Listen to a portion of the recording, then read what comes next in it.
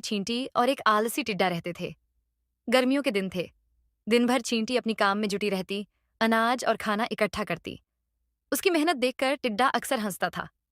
एक दिन टिड्डा ने देखा कि चींटी बेतहाशा काम कर रही है।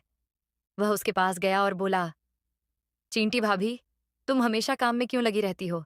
देखो, आज मौसम कितना सुहावना है। चलो, गाते हैं और नाचते हैं। चींटी ने उसे समझाने की कोशिश की। टिड्डा, सर्दी आने वाली है, हमें अपने लिए खाना इकट्ठा करना चाहिए। लेकिन टिड्डा ने उसकी बात नहीं मानी और मौज में रह गया। जैसे जैसे गर्मियां बीतने लगीं, चींटी ने अपने लिए बहुत सारा खाना इकट्ठा कर लिया।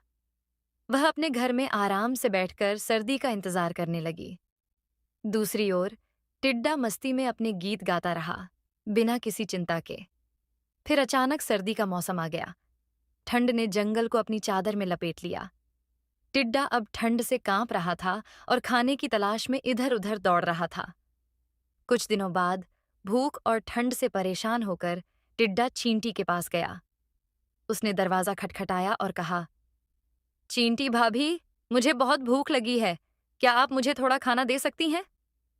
चींटी ने उसे दरवाजा खोला और कहा, मैंने तुम्हें पहले ही चेताया था, लेकिन तुम मेरी बातों पर ध्यान नहीं देते। मैं तुम्हें खाना दे सकती हूँ, लेकिन तुम्हें यह समझना होगा कि मेहनत जरूरी है। टिड्डा शर्मिंदा होकर बोला, मुझे माफ कर दो, मैंने गलती की। मैं अब समझ गया हूं कि आलस्य का क्या परिणाम होता है। चींटी ने टिड्डे को थोड़ा खाना दिया और कहा, सीख लो, सर्दी के मौसम में आराम से बैठने से कुछ नहीं होगा। मेहनत करना जरूरी है। टिड्डा ने आश्वासन दिया कि वह अगली बार मेहनत करेगा और अपने काम में लापरवाह नहीं होगा। दाई, नैतिक। मेहनत का फल मीठा होता है। जो मेहनत करते हैं वही सफलता प्राप्त करते हैं।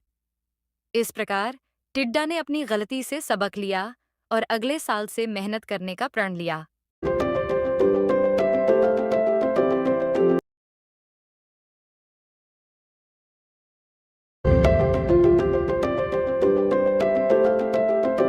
चींटी और कबूतर की दोस्ती। एक बार की बात है, एक गर्मी के दिन एक छोटी चींटी पानी की तलाश में इधर-उधर भटक रही थी। चलते चलते उसे एक धारा मिली और प्यास से बेहाल चींटी पानी पीने के लिए धारा के किनारे गई। लेकिन पानी पीते समय अचानक उसका पैर फिसल गया और वह धारा में गिर गई। बहाव तेज था और चींटी को तैरना नहीं आता था। वह खुद को बचाने की बहुत कोशिश कर रही थी, लेकिन हर बार पानी उसे बहा ले जा रहा था। तभी पास के एक पेड़ पर बैठा एक कबूतर चींटी को पानी में डूबता हुआ देख रहा था। कबूतर ने तुरंत एक पत्ता तोड़ा और उसे पानी में चींटी के पास गिरा दिया। चींटी ने बड़ी मुश्किल से खुद को उस पत्ते पर चढ़ाया और पत्ता धीरे धीरे बहते हुए किनारे पर आ गया। चींटी बच गई और उसने कबूतर को धन्यवाद कहा। कुछ दिनों बाद वही चींटी जंगल में घूम रही थी। तभी उसने देखा कि एक शिकारी पेड़ के पास जाल बिछा रहा है, जहां कबूतर बैठा था। शिकारी कबूतर को पकड़ने के लिए तैयार था। चींटी ने यह देखा और तुरंत शिकारी के पैर पर चढ़ गई। उसने शिकारी को जोर से काट लिया। शिकारी दर्द से चिल्ला उठा और उसका निशाना चूक गया। शोर सुनकर कबूतर उड़ गया और उसकी जान बच गई। नीति। जो दूसरों की मदद करता है, उसकी भी मदद की जाती है।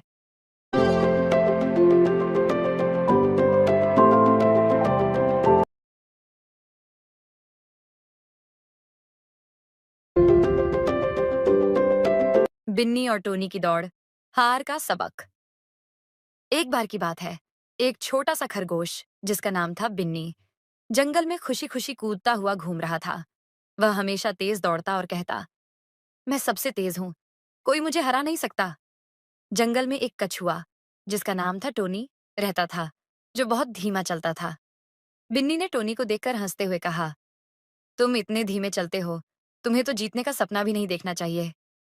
टोनी मुस्कुराया और बोला, अगर तुम चाहो तो हम दौड़ लगा सकते हैं, देखते हैं कौन जीतता है।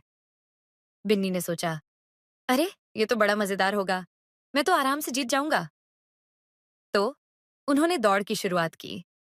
जैसे ही दौड़ शुरू हुई, बिन्नी तेजी से दौड़ने लगा और कुछ ही समय में बहुत आगे निकल गया। वह सोचने लगा, टोनी तो बहुत पीछे है, क्यों ना थोड़ा आराम कर लूं। वह एक पेड़ के नीचे आराम से सो गया। उधर टोनी धीरे धीरे बिना रुके अपनी चाल में आगे बढ़ता रहा।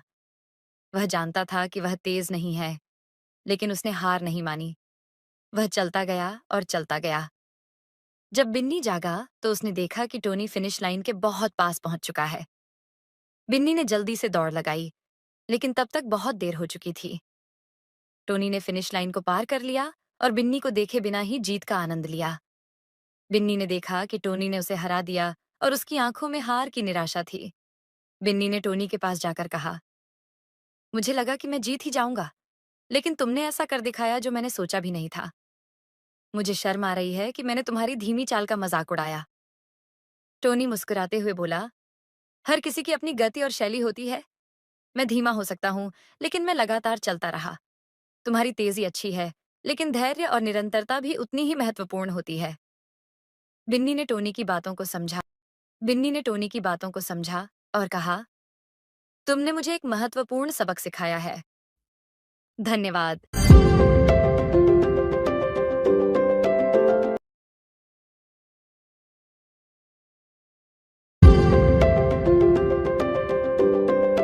शीर्षक, सोने के अंडे देने वाली हंस। एक समय की बात है। एक गरीब किसान एक छोटे से गांव में रहता था। वह बहुत मेहनती था, लेकिन उसकी गरीबी उसका पीछा नहीं छोड़ रही थी। एक दिन उसे एक अद्भुत हंस मिली। यह कोई साधारण हंस नहीं थी, बल्कि हर दिन एक सोने का अंडा देती थी। किसान को अपनी किस्मत पर विश्वास नहीं हुआ। उसने सोने का अंडा बाजार में बेचा और उसे बहुत अच्छे पैसे मिले।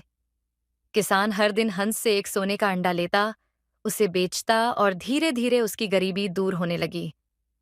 कुछ ही समय में किसान अमीर बनने लगा, लेकिन जैसे जैसे उसकी संपत्ति बढ़ी, उसकी लालच भी बढ़ती गई। उसने सोचा, अगर हंस रोज एक सोने का अंडा देती है, तो इसके पेट में जरूर बहुत सारे अंडे होंगे। अगर मैं इसे मारकर सारे अंडे एक साथ निकाल लूं, तो मैं तुरंत अमीर हो जाऊंगा।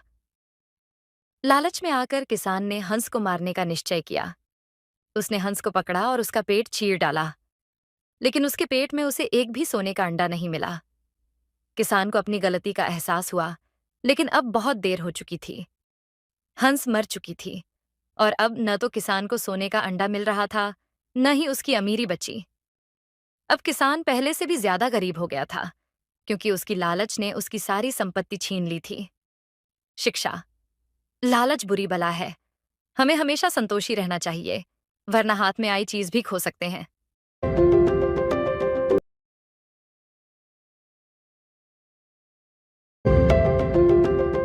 प्राचीन काल की बात है। एक हरे भरे जंगल में पेड़ों के बीच एक प्यारा सा कौवा रहता था। उसका नाम करुण था। करुण हर दिन अपनी चहचहाहट और चंचलता से सबका दिल जीत लेता था। उसकी काले रंग की पंख, नीली आंखें और चुस्त चोंच सभी को आकर्षित करती थीं। लेकिन एक दिन, जब सूरज की तपन बढ़ रही थी और आसमान में कोई बादल नहीं था, करुण को एक बड़ी समस्या का सामना करना पड़ा। पानी की खोज। करुण दिन भर उड़ते उड़ते थक चुका था और अब वह बहुत प्यासा महसूस करने लगा। उसने सोचा, मुझे जल्दी से पानी मिलना चाहिए, नहीं तो मैं बहुत बीमार हो सकता हूं। उसने अपनी चोंच से जमीन पर पानी खोजने की कोशिश की, लेकिन कहीं भी पानी का निशान नहीं मिला। वह आसपास के तालाबों और नदियों की ओर उड़ने लगा, लेकिन सभी सूखे हुए थे। गर्मी के कारण सभी जल स्रोत सूख चुके थे। करुण बहुत थका हुआ और निराश हो गया। वह सोचने लगा, अब क्या करूं? कहां से पानी मिल सकता है? घड़े का मिलना। जब करुण अपने पंखों को झाड़ते हुए और अपनी प्यासी चोंच को सहेजते हुए एक उबड़-खाबड़ जगह पर पहुंचा, तो उसकी नजर एक ऊंचे घड़े पर पड़ी। घड़ा पुराना और घिसा-पिटा था, लेकिन उसके अंदर थोड़ी सी पानी की चमक दिखाई दे रही थी। करुण ने खुशी से चोंच से घड़े की ओर झांकते हुए देखा कि उसमें बहुत कम पानी था। वह घड़े के पास गया और देखा कि घड़े का मुंह बहुत ऊंचा था, जिससे वह पानी तक आसानी से नहीं पहुंच पा रहा था। उसने अपनी चोंच से पानी निकालने की बहुत कोशिश की, लेकिन सफल नहीं हुआ। करुण निराश हो गया और सोचने लगा कि अब वह क्या करे। समाधान का विचार करुण ने अपने छोटे से दिमाग का इस्तेमाल करना शुरू किया। उसने सोचा, अगर मैं कुछ पत्थर घड़े में डाल दूं तो पानी का स्तर ऊपर आ सकता है। उसे यह विचार बहुत अच्छा लगा और उसने आसपास देखना। उसने कई छोटे छोटे पत्थर ढूंढे और एक एक करके घड़े में डालने लगा। जैसे जैसे पत्थर घड़े में डाले जाते गए, पानी धीरे धीरे ऊपर आने लगा। करुण ने देखा कि पानी का स्तर बढ़ रहा है और उसकी उम्मीदें और भी बढ़ गईं। पानी का मिलना अंततः जब पानी का स्तर इतना बढ़ गया कि करुण आसानी से अपनी चोंच डाल सकता था, वह बहुत खुश हो गया। उसने अपनी प्यारी चोंच से पानी पिया और अपनी प्यास बुझाई। उसके चेहरे पर एक बड़ी सी मुस्कान थी और उसने सोचा, मेहनत और धैर्य से सभी समस्याओं का समाधान निकाला जा सकता है। कहानी की सीख करुण ने समझा कि केवल अपनी समस्या को समझना ही काफी नहीं है, बल्कि उसके समाधान के लिए एक सही योजना बनाना भी जरूरी है।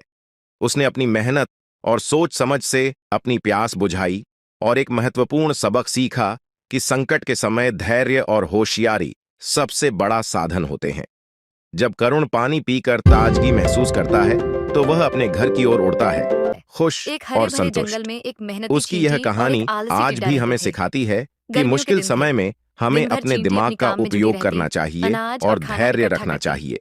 उसकी मेहनत देखकर समाप्ति इस टिड्डा कहानी अक्सर से हंसता था। हमें यह एक सीखने दिन को टिड्डा मिलता ने है देखा कि कि चींटी कठिन बेतहाशा परिस्थितियों में काम कर हमें रही है। निराश नहीं होना वह उसके चाहिए, पास गया और बल्कि बोला, ठान लेना चाहिए चींटी कि हम भाभी, अपनी तुम समस्याओं हमेशा का काम में क्यों लगी समाधान रहती हो? खोज लेंगे। देखो, चाहे आज कितनी मौसम भी कितना कठिनाई हो, सुहावना है। सही चलो, सोच और गाते हैं और योजना नाचते से हैं। हम किसी भी समस्या को चींटी ने हल उसे कर सकते समझाने की हैं। कोशिश की। धन्यवाद। टिड्डा, सर्दी आने वाली है, हमें अपने लिए खाना इकट्ठा करना चाहिए।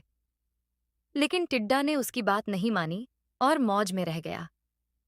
जैसे जैसे गर्मियां बीतने लगीं, चींटी ने अपने लिए बहुत सारा खाना इकट्ठा कर लिया। वह अपने घर में आराम से बैठकर सर्दी का इंतजार करने लगी। दूसरी ओर टिड्डा मस्ती में अपने गीत गाता रहा, बिना किसी चिंता के। फिर अचानक सर्दी का मौसम आ गया। ठंड ने जंगल को अपनी चादर में लपेट लिया। टिड्डा अब ठंड से कांप रहा था और खाने की तलाश में इधर उधर दौड़ रहा था। कुछ दिनों बाद भूख और ठंड से परेशान होकर टिड्डा चींटी के पास गया। उसने दरवाजा खटखटाया और कहा, चींटी भाभी, मुझे बहुत भूख लगी है, क्या आप मुझे थोड़ा खाना दे सकती हैं? चींटी ने उसे दरवाजा खोला और कहा, मैंने तुम्हें पहले ही चेताया था, लेकिन तुम मेरी बातों पर ध्यान नहीं देते। मैं तुम्हें खाना दे सकती हूँ, लेकिन तुम्हें यह समझना होगा कि मेहनत जरूरी है।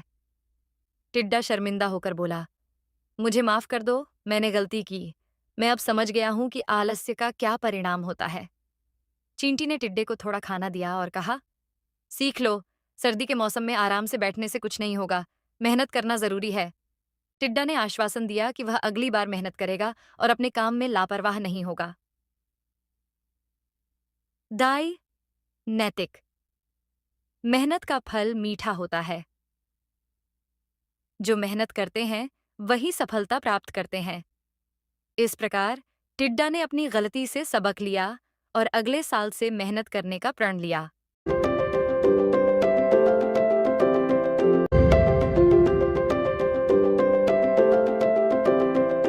शीर्षक, लोमड़ी और अंगूर। एक बार की बात है, एक भूखी लोमड़ी एक हरे भरे बाग में घूम रही थी। वह बहुत भूखी थी और खाने की तलाश में थी। चारों ओर सुंदर पेड़ और पौधे थे, लेकिन उसे कुछ भी खाने को नहीं मिला। फिर अचानक उसकी नजर एक पेड़ पर गई। पेड़ पर बहुत सारे सुंदर और पके अंगूर झूल रहे थे। अंगूर सुनहरे और रसदार थे और लोमड़ी ने सोचा, ये अंगूर तो बहुत मीठे होंगे। लोमड़ी ने सोचा कि उसे इन अंगूरों को पकड़ना चाहिए। वह पेड़ के नीचे गई और अंगूरों को पकड़ने की कोशिश करने लगी। उसने ऊंचाई पर कूदने की कोशिश की, लेकिन अंगूर बहुत ऊंचे थे। लोमड़ी ने बहुत मेहनत की। वह बार बार कूदती रही, लेकिन हर बार अंगूर उसके पहुंच से दूर रहते।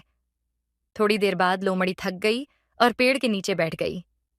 वह बहुत निराश हो गई और सोचने लगी। फिर उसने कहा, अगर मैं इन अंगूरों को नहीं खा सकती तो ये तो जरूर खट्टे होंगे। यह कहते हुए उसने मुंह मोड़ लिया और वहां से चलने लगी। जब वह वहां से जा रही थी तो उसने गर्व से कहा, मुझे इन अंगूरों की कोई जरूरत नहीं है, ये तो खट्टे हैं। इस तरह लोमड़ी ने अपनी असफलता को छिपाने के लिए अंगूरों को बेकार बताने की कोशिश की। नैतिक शिक्षा। जब हम किसी चीज को नहीं पा सकते तो हम अक्सर उसे बेकार बताने लगते हैं।